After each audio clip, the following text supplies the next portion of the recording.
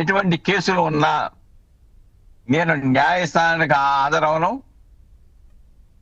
న్యాయస్థానము నేను తేల్చుకుందామని న్యాయస్థానంతో పోటీ పడుతున్నట్లుగా కనబడతా ఉంది. అంటే న్యాయస్థానంలో ఆదేశించిన ఆదేశాలు అమలు చేయకుండా ఉన్నావంటే నీకు న్యాయ వ్యవస్థ మీద ఉన్న గౌరవం ఏంటి? కాకపోతే నీ దగ్గర ఏంటంటే డబ్బులు ఉన్నాయి, 20,000 కడతానికి ఆయన పెద్ద విచిత్రం ఏం కాదు వ్యక్తిగత పూజ చేయడానికి. కానీ అహం, నేను న్యాయస్థానం ఆదేశాలను కూడా నేను అమలు చేయను, ఏం చేసుకుంటారో చేసుకోండి, నేను ఎక్కడ కాకపోతే హైకోర్టుకి వెళ్తాను, నా దగ్గర డబ్బులు ఉన్నాయి, పెద్ద పిల్లలను పెడతాను, అక్కడ కాకపోతే సుప్రీంకోర్టుకి వెళ్తాను, దీన్ని ఇలా ప్రాసెస్ చేస్తానని ఒక అహం, డబ్బు ఉందనే అహం, న్యాయవాదులను పెట్టుకోగలను, లిటిగేషన్ పెంచగలను ఒక అహం ఇక్కడ స్పష్టంగా కనబడతా ఉంది.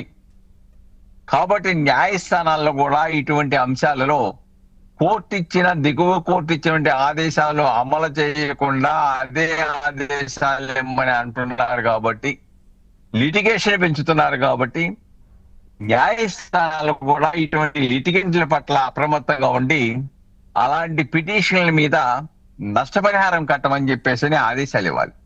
అలా ఇవ్వకపోతే ఈ లిటిగేషన్లు ఇలానే కొనసాగుతాయి, వీళ్ళు ఈ కేసులను ఇలానే ప్రొలాంగ్ చేస్తారు, ప్రజల్లో దురభిప్రాయం రావడానికి అవకాశం ఏర్పడుతుంది. మేడం గారు, ఏదేమైనప్పుడు కూడాను చట్టాన్ని, న్యాయాన్ని, న్యాయస్థానాల ఆదేశాలను ఈ దేశంలో ఉన్న ప్రతి పౌరుడు అమలు చేయాలి.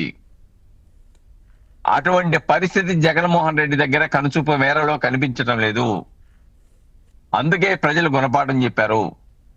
గత 5 సంవత్సరాల్లో కూడా చట్టాలు, న్యాయాలు, రాజ్యాంగం, రాజ్యాంగ హక్కులు, అలానే భావ వ్యక్తీకరణ స్వేచ్ఛ, వీటన్నిటిని కూడా నియంత్రించి ఒక నియంత్రిత పాలన చేయడంతోనే ప్రజా ఆగ్రహానికి గురై ప్రజా కోర్టులో శిక్షకు గురైనటువంటి జగన్మోహన్ రెడ్డి ఇప్పుడు న్యాయస్థానాల మీద అదే శిక్షకు గురి కావడానికి సిద్ధంగా ఉన్నాడనేది ఇక్కడ మనం గమనించాలి. మేడం గారు, ఏదేమైనప్పుడు కూడా న్యాయ వ్యవస్థను గౌరవించిన వ్యక్తి ఆయన ప్రజాప్రతినిధిగా అనర్హుడు. నువ్వు ఎమ్మెల్యేగా ఉండాలంటే రాజ్యాంగానికి లోబడే పనిచేయాలి. నువ్వు చట్టాలని, న్యాయస్థానాలు రాజ్యాంగ పరిధిలో ఉన్న న్యాయస్థానాలు, నువ్వు న్యాయస్థానాలను గౌరవించకపోతే రాజ్యాంగ అధికారం ద్వారా నీవు సంక్రమించినటువంటి, నువ్వు ప్రమాణం చేసినటువంటి ప్రజాప్రతినిధి, ఎమ్మెల్యే హోదాను నువ్వు ఎలా కొనసాగిస్తావు? కాబట్టి అటువంటి నైతిక అర్హత ఉండాలి అని అంటే నువ్వు రాజ్యాంగాల్ని, చట్టాలని, న్యాయస్థానం యొక్క ఆదేశాలను అమలు చేయాలనే విషయం జగన్మోహన్ రెడ్డి గారు గుర్తిస్తే మంచిది. మేడం గారు, రైట్. అండ్ రఫీ గారు, మీరు చెప్పండి,